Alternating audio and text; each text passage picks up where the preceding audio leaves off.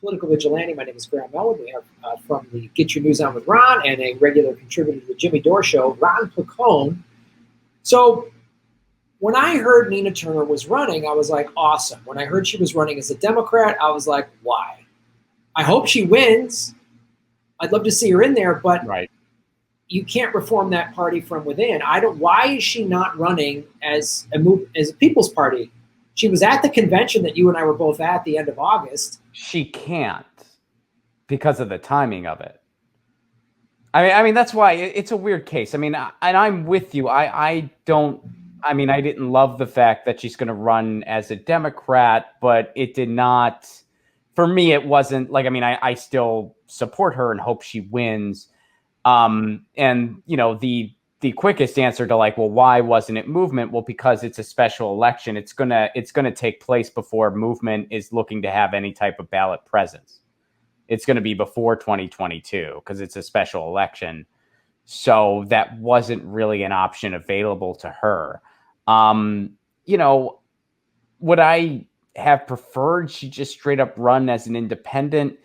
In many ways, yeah, I would. But I kind of get why she might not, given the fact that time is not on her side, given the fact that that is a very deep blue district. For me personally, it's just like, yeah, I don't love seeing anyone, run inside the Democratic Party at this point, but I still like Nina Turner. I would still be supportive of her, however she decides to run in this particular, for instance. And I understand, that it's not, it's a bit kind of out of the box. It's a special election. It's coming up. Time is not on your side to build the momentum, especially if you're working outside of a structure as an independent. That might not translate into her district. So I understand that. If it would be like up in 2022 or 2024, then I would kind of be like, well, wait a second, why isn't she considering, movement? But, considering the timing of it, and I think that's why movement has been so supportive of it. And they've been saying, they're like, because of the timing, she's got to run as a Democrat, but we're still very much in support of this. Because, hey, man, if she gets in and then she pivots and joins movement, that's going to be a moment. That's going to be big. So, well, okay, those are all valid reasons. I thought People's Party was more like set up as an actual party that you could run under. I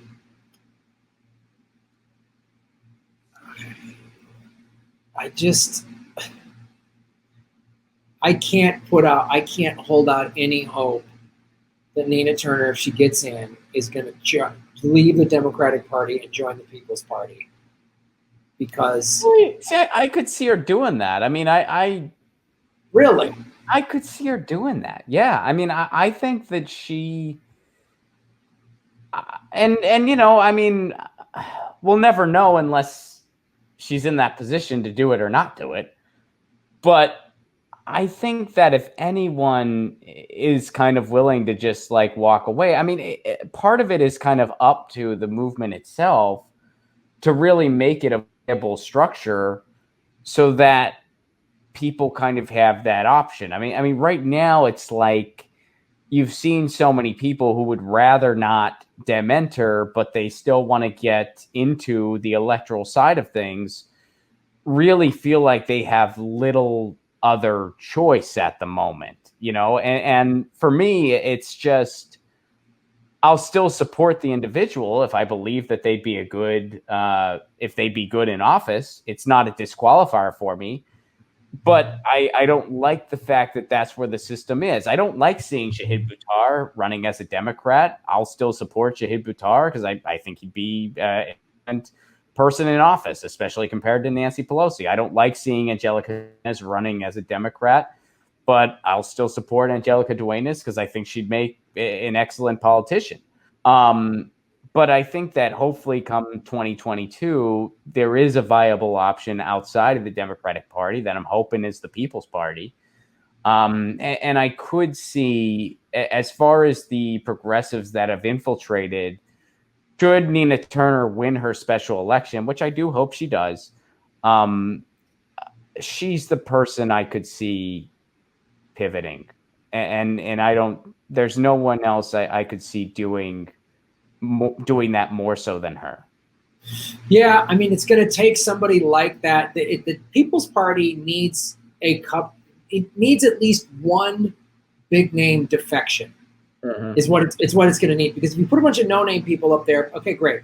It needs a big name defection. I don't have faith that it would be AOC, because she seems like she's already acquiescing to the corporate Democrats.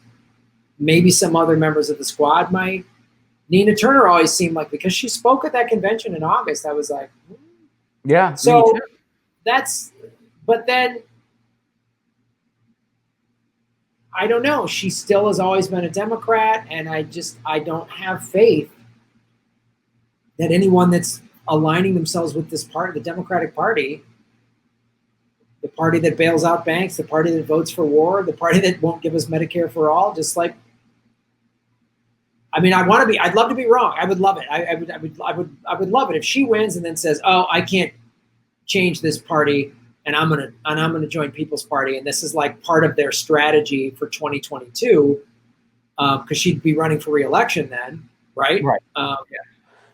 Is like, I can't. The Democrats, which would probably get her more independent votes and stuff like that. I mean, I know her district's pretty blue, but any of the Republicans in her district, any of the Libertarians in her district, any of the independents in her district, who probably won't vote for her this time around just because she's got a D in front of her name. They might do it when she defects, if she would have defected. So, well, I hope I'm wrong.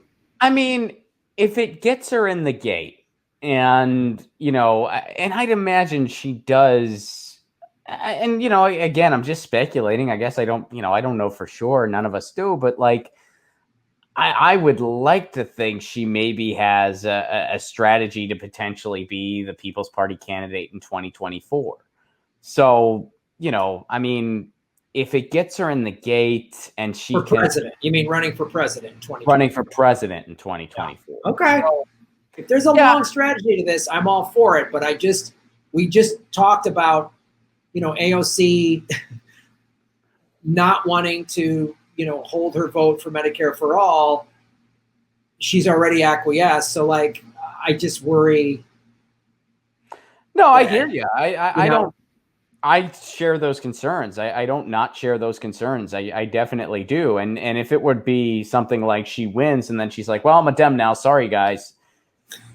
That'd be a bummer. But I don't think anyone should assume one way or another that that's definitely going to be the case. Like, I don't think it's something to write her off for. All right. Fair enough. Let's hope she wins. I hope she wins, for starters. I do too. I hope she wins, and then let's see if she really leaves. Because if she honestly thinks she's going to reform the party from within, I'm going to join a drug cartel. If she gets elected, I'll join the day she gets sworn in. I'll join a drug cartel, and I'm going to get them to stop smelling drugs for vegan smoothies, and we'll see which one of us succeeds first. No, I hear you, man. But I think she's the optimist in me. I think she's running to get her foot in the door. I don't think she's running to, quote, reform the Democratic Party. I think there's a bigger task at foot for her. I hope so. And I certainly hope so. All right. Thank you, Ron Placone, for joining the Political Vigilante. Boom. Shave your knuckles for justice. Thanks for watching, everybody. Please hit the like button, the subscribe button. Go to patreon.com/Graham Elwood and rockfin.com/Graham Elwood, where you can support the show. Also, I have a Bitcoin wallet, a Bitcoin Cash wallet, and an Ethereum wallet in the show notes. We're taking cryptocurrency. I have a Coinbase affiliation link. We're going to be getting on some other exchanges. So that's how you support the show. Make sure you hit the subscribe button. YouTube is unsubscribing us at an alarming rate. I have a PayPal button at GrahamElwood.com. I even have a Venmo at Graham-Elwood. There's a lot of ways to support our show. We are getting crushed by YouTube. We've dipped under 73,000 subscribers because of YouTube. Thanks for supporting what we do.